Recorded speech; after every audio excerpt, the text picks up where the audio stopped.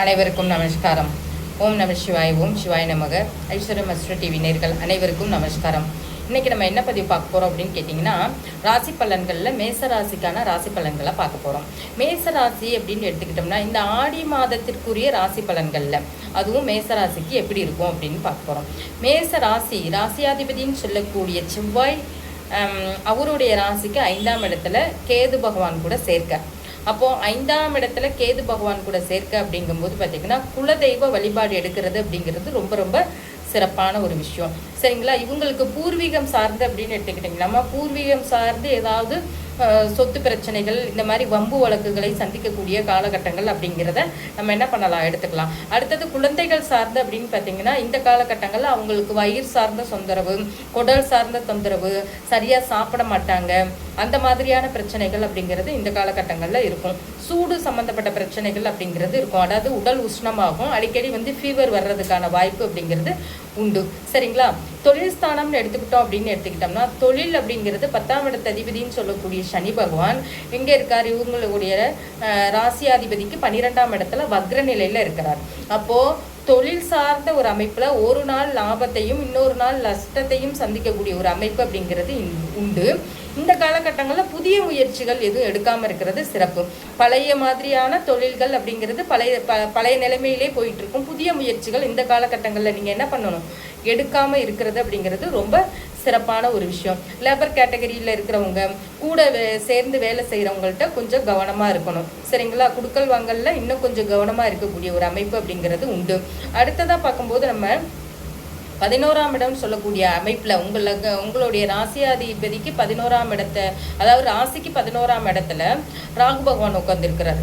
அப்போது ராகு பகவான் அப்படின்னு பார்க்கும்பொழுது நண்பர்கள் ரீதியான ஒரு பிரச்சனைகளை கொடுக்கக்கூடிய ஒரு அமைப்பில் தான் இருப்பார் அப்படிங்கிறத நீங்கள் என்ன பண்ணணும், எடுத்துக்கணும். சரிங்களா?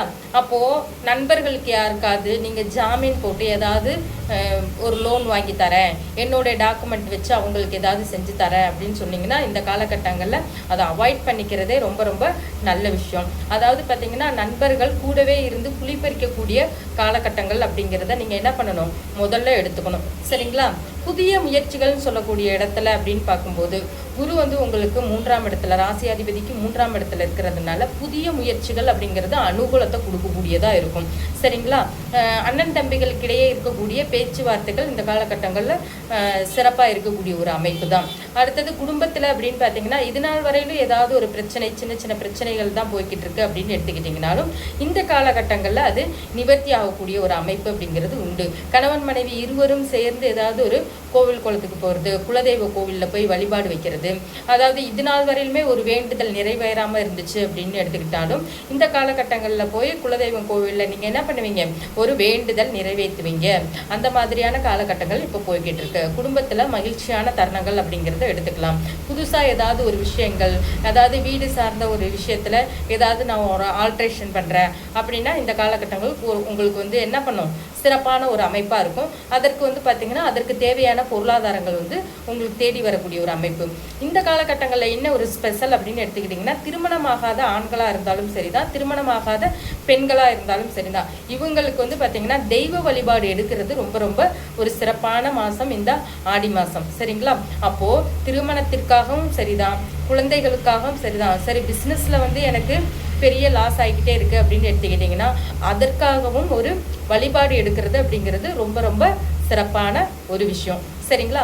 அப்போது தெய்வ வழிபாடுகள் மூலியமாக எல்லா விஷயத்தையும் நிவர்த்தி பண்ணக்கூடிய ஒரு அமைப்பு இந்த மாதத்தில் உங்களுக்கு தேடி வரும் அப்படிங்கிறத சொல்லிட்டு, இந்த பதிவு உங்களுக்கு பிடிச்சிருந்துச்சுன்னா லைக் பண்ணுங்கள், ஷேர் பண்ணுங்கள், கமெண்ட் பண்ணுங்கள். நன்றிங்க.